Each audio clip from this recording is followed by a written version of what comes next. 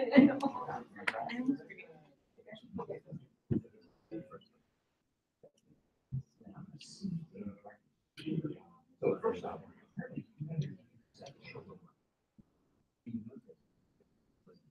you guys ready? Let's do a big power clap.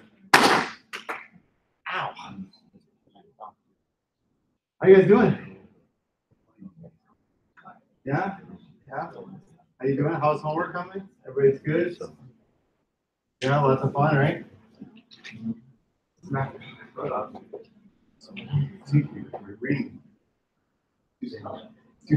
Too powerful for my own. I'm clapping. My own power clap. We might have to do a soft clap today. Yeah, so you guys ready for today? All right. We're going to cover something fun today. We're going to cover Firebase, which is our first introduction to any type of database. So I'm going to go into that. Let's start here, though. All right.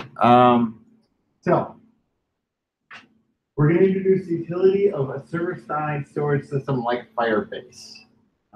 That is basically a way of saying we're going to have information that's stored off of our laptop into another place, right? We'll be sending data to it. We'll be having creating an event that's triggered once data is updated, and we'll be able to retrieve that data. All right.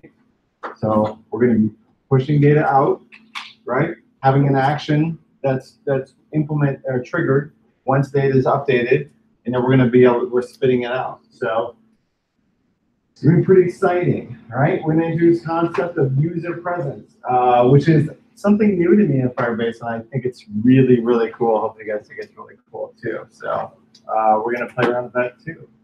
So yeah. All right. First of all, guys. All right, cell 5, remember? All right. Does anybody watch How I Met Your Mother? So good. What's the name of this guy's name? Do you remember? Barney. Yeah. Sorry. Yeah. Good. Yeah, I have a friend of mine that always wears suits and stuff. We always call him Barney. He's never seen the show either. It's crazy. It's weird. Yeah. So yes. So I think I should be very proud of yourself right now, right? You probably don't really even realize how much you've learned since you've started, you know. But if you really think back to where you were on the first day, you know, we're working with P tags and we were working with body and setting up HTML and where does the head go and where's the footer? You know, remember that stuff. That wasn't all that long ago. So you should definitely be giving your pat a back.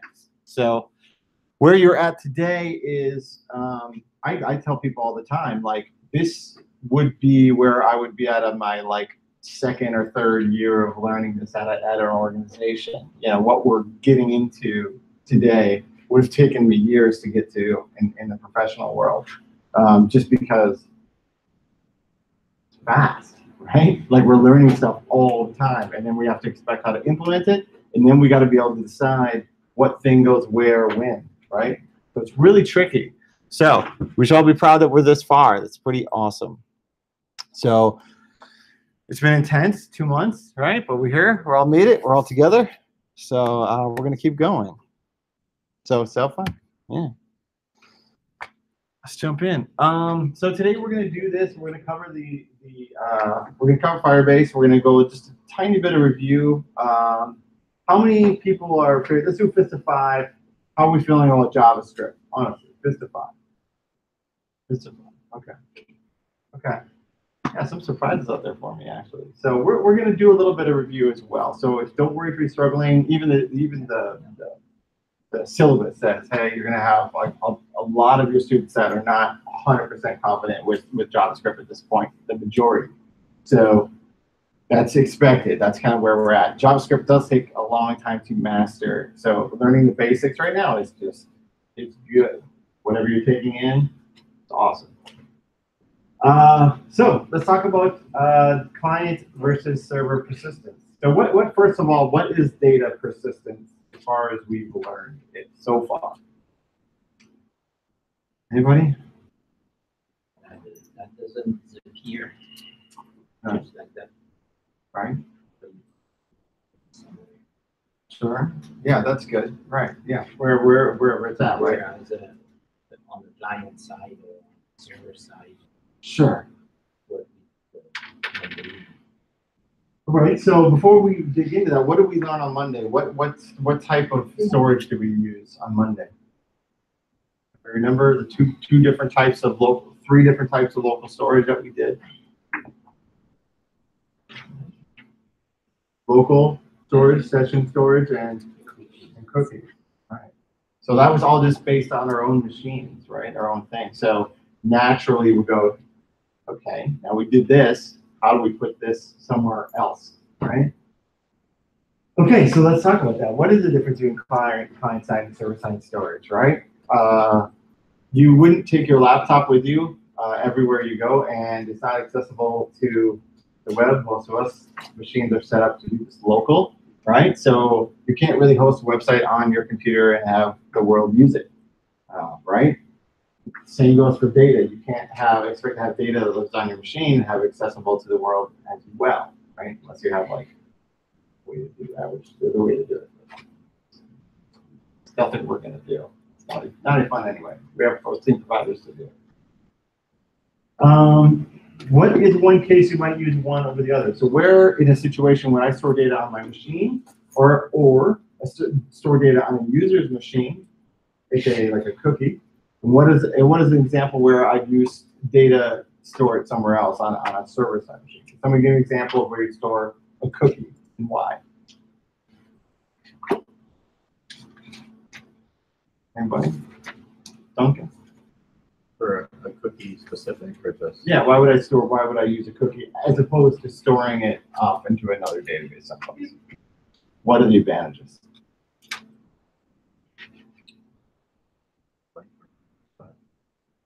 Well, if it lives on the user's machine, It's just faster to you. Faster, right? So it's then better system, memory, and the filing system, hard drive or whatever you have. Sure. If you turn off the computer and you start it, you start the browser, So there. and are looking for cheap ticket. The more you search, the more expensive they are. Sure. Yeah. Sure. The speed of things. Yeah, and less throughput. Yeah, for collecting data. It just lives right there, so you always have it, right? Once you clear it. That's true. What are some advantages to having something you guys think, in your opinion, off of the user's computer, off of that into a host? Tunji? No. Well, All right. Yeah. Go ahead, man. if you take Google Chrome, for example, one day I was at home on one machine watching some movie. Turned off my computer, went to work, restarted Google Chrome, pointed out on the same site for the same movie, and started that. Exactly what it was. Sure. So that wasn't retained on the machine. That was retained on the server side, right. whatever they need. So that's So accessibility would be a good. And retention. Right. Those are really good. Let's see. Brady? That's good. Yeah. That's true. Yeah. Plus, I mean, look, what about interactivity? Right? What if we need multiple people to have input into one data point, and be able to use it together, share data, right? Like Facebook. That doesn't live on somebody's machine, right? It lives on multiple machines, but we're all able to use the same data, right? In and out. So storing that data on the back end gives it a wide range of accessibility, right? Okay, great. Yeah. So pretty much like this would be seen as a actual site. Well, yeah, in a sense, yeah, right? Because it's quick, it's there, it's readily available. I would say if you're caching something, it's that's right in front, it's ready to go. And in this context, yeah, you say it's something similar to how that methodology works. Sure. It's good. All right. We got a ton of stuff to do, but it's going to be a fun class, I promise. This is going to be cool. I love Firebase, and I think it's a blast. So I think Yeah, you might enjoy it half as much as I do, and that's still good. You're still going to enjoy it like a lot. So let's do it. Let's talk about it, right? All right, so here, what I'm going to do is I'm going to just go to Firebase first. I'm already logged in.